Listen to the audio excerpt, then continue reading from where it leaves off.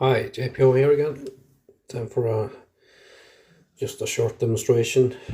There's a lot of people who actually just want to get a razor sharp and smooth and shaving with the minimum amount of effort. And the minimum amount of investment into this, just to get a feel for if straight razors are something they want to continue with. So this Shapton 30K is actually a really fast stone. It does contain some particles that are a little larger, but it's especially when you use it like this with a convex shape, you can cut in a new bevel or maintain a razor within minutes when you have done it a few times. So this was previously honed on a flat stone, and it's, as you saw, I also killed the edge. That's of course not necessary, but just shows how fast you can cut in a completely new bevel from start to finish and repair a jointed edge just using one stone.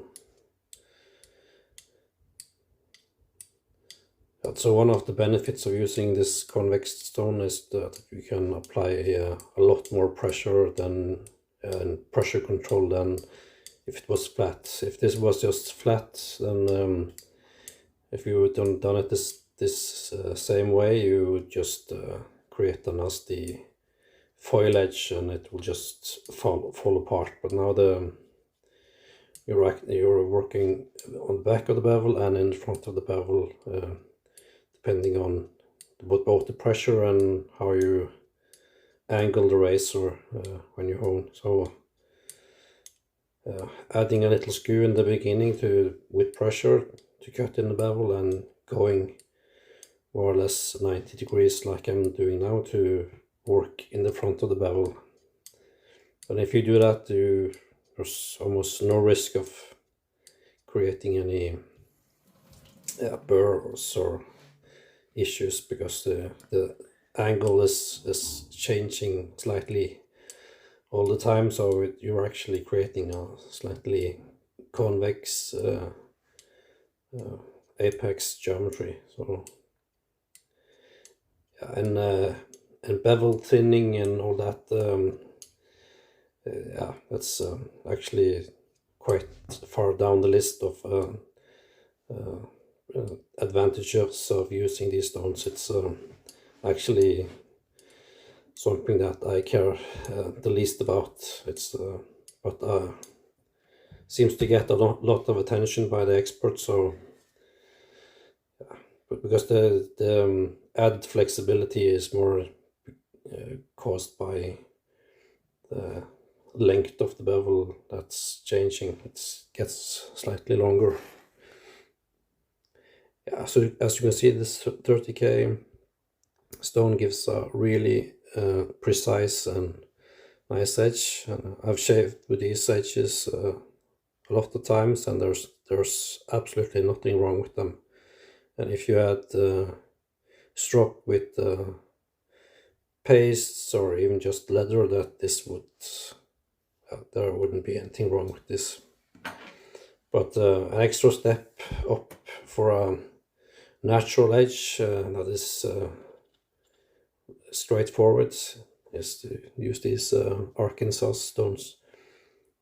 So now you've cut back some of the back part of the bevel, and now we're just working on a small strip of the bevel close to the apex. And yeah, it's not a micro bevel, but it's yeah, could be an analogy that might work. Yeah, and you can. I have not been able to do too many strokes on these Arkansas stones. So as long as you do edge leading strokes like this with oil or some sort of lubrication, then there's really not much need to spend a lot of time, but yeah, you could spend a lot more time here if you wanted to. So this gives this slightly over sharp 30K edge, more of a forgiving feel. So, but it, yeah, it's not making it sharper, but it's at least changing it enough to, so you can get a sense of what a natural stone edge feels like.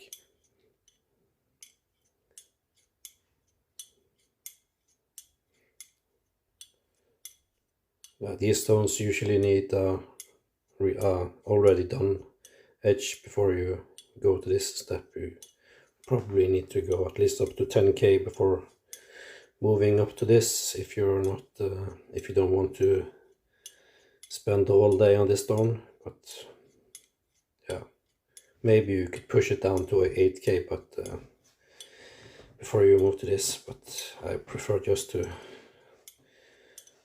go to this with a shave ready edge. So this is a 2-stone setup that with some practice anyone could probably manage. The most difficult part of this process is just to shape the first stone into a convex shape. So